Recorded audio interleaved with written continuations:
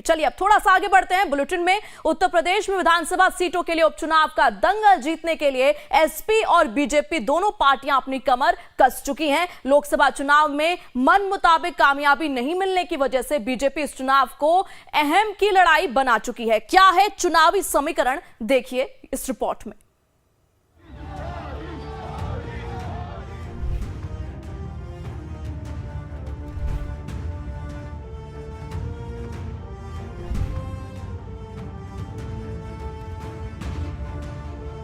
उत्तर प्रदेश में विधानसभा सीटों के लिए उपचुनाव का दंगल जीतने के लिए एसपी और बीजेपी दोनों पार्टियां अपनी कमर कस चुकी हैं।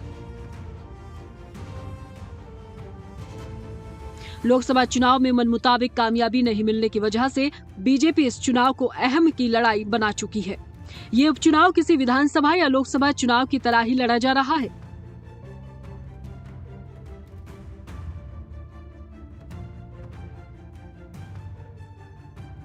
बीजेपी को ये लड़ाई मजबूती से लड़ने के लिए हरियाणा से नई ऊर्जा और ताकत भी मिली है, तो बीजेपी के उलट लोकसभा में शानदार प्रदर्शन करने वाली समाजवादी पार्टी के हौसले भी बुलंद है।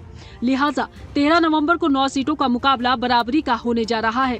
राजनीतिक विश्लेषक शरद प्रधान के मुताबिक ये चुनाव मुख्यमंत्री योगी आदित्यनाथ के लिए प्रतिष्ठा का सवाल बन गया है। उत्तर प्रदेश जैसी स्टेट जहाँ पे कि 403 विधानसभा की सीटें हैं, उसमें 9 सीटें या 10 सीटें, ना तो 10 में था 9 को हो रहा है, नॉर्मली मैटर नहीं करती। लेकिन ये उपचुनाव इतना ज़्यादा महत्वपूर्ण इसलिए बन गया है क्योंकि ये योगी आदित्यनाथ के लिए प्रतिष्ठा का सवाल हो गया है।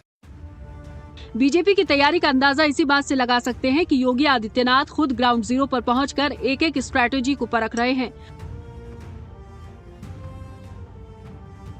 उम्मीदवारों के चयन से लेकर तमाम फ्रंट पर खुद योगी सक्रिय है और इसमें उन्हें केंद्रीय नेतृत्व का पूरा समर्थन हासिल है। इस चुनाव की अहमियत को इन तस्वीरों से समझिए कि इसकी रणनीति के लिए दिल्ली में आला नेताओं तक के साथ योगी की मीटिंग हो चुकी है। उम्मीदवारों के चयन के लिए जातीय समीकरण के साथ साथ तमाम छोटी छोटी बातों पर फोकस किया जा रहा है, जिसके बाद ही उम्मीदवारों के नाम का ऐलान होगा। जनता के साथ जो संवाद है, वो जिस तरह से लोक कल्याणकारी नीतियों का, गरीब कल्याण की नीतियों का, विकास कार्यक्रमों का जो क्रियान्वयन हुआ है, उसको लेकर के जनता, भारतीय जनता पार्टी नेतृत्व के प्रति एक भारी उत्साह लोगों में है और इसी के आधार पर हम इन सभी उपचुनावों को जीतेंगे।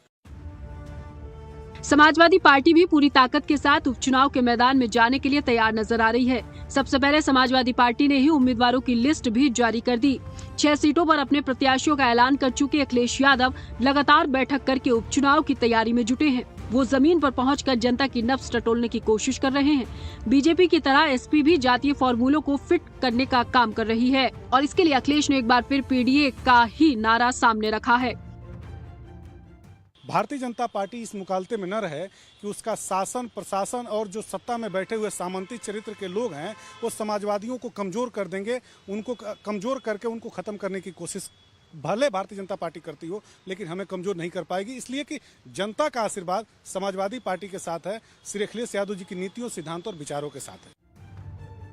वैसे तो उपचुनाव से ना कोई सरकार आती है ना गिरती है, लेकिन ये मुकाबला कड़ा है क्योंकि बीजेपी सभी सीटें जीतने की कोशिश में है, लेकिन खाली पड़ी 10 सीटें सभी पार्टियों में बटी हुई है। एक नजर देखिए कि कौन सी पार्टी किसके पास थी।